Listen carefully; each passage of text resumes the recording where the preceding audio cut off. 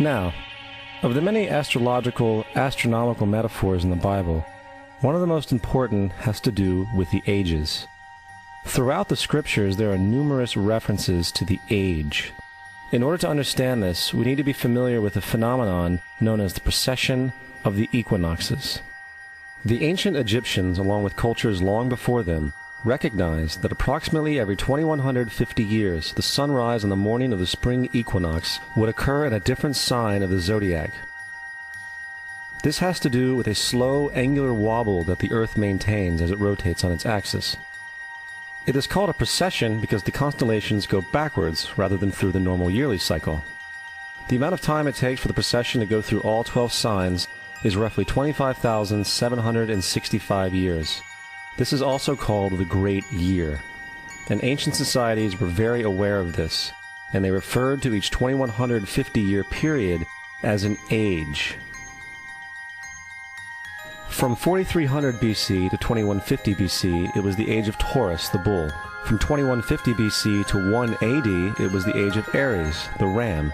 And from 1 AD to 2150 AD, it is the age of Pisces, the age we are still in to this day.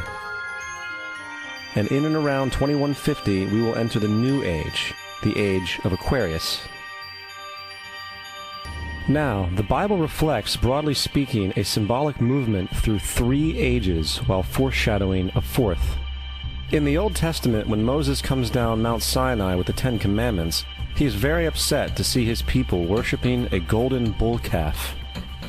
In fact, he shattered the stone tablets and instructed his people to kill each other in order to purify themselves. Most biblical scholars will attribute this anger to the fact that the Israelites were worshiping a false idol or something to that effect. The reality is, the golden bull is Taurus the bull, and Moses represents the new age of Aries the ram. This is why Jews even today still blow the ram's horn. Moses represents the new age of Aries, and upon the new age, everyone must shed the old age.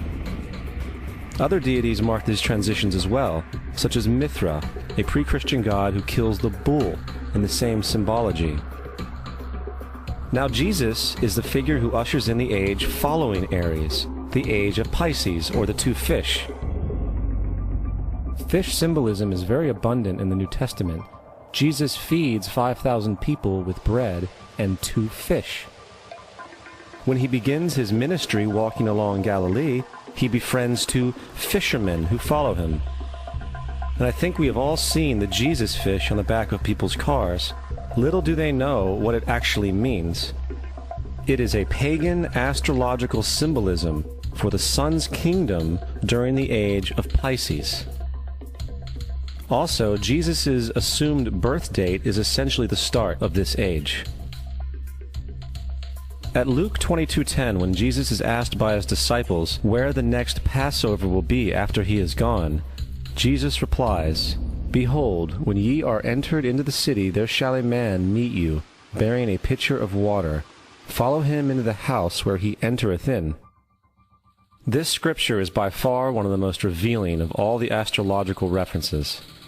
The man bearing the pitcher of water is Aquarius, the water bearer, who is always pictured as a man pouring out a pitcher of water.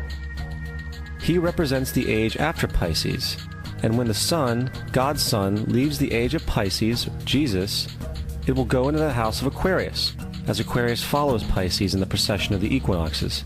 All Jesus is saying is that after the age of Pisces will come the age of Aquarius.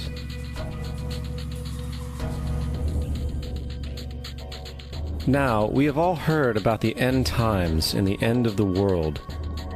The cartoonish depictions in the book of Revelation aside, the main source of this idea comes from Matthew 28:20, where Jesus says, "I will be with you even to the end of the world."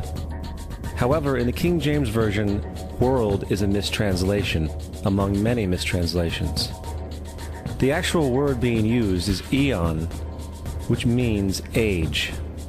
I will be with you even to the end of the age, which is true, as Jesus' solar Piscean personification will end when the sun enters the age of Aquarius. The entire concept of end times and the end of the world is a misinterpreted astrological allegory.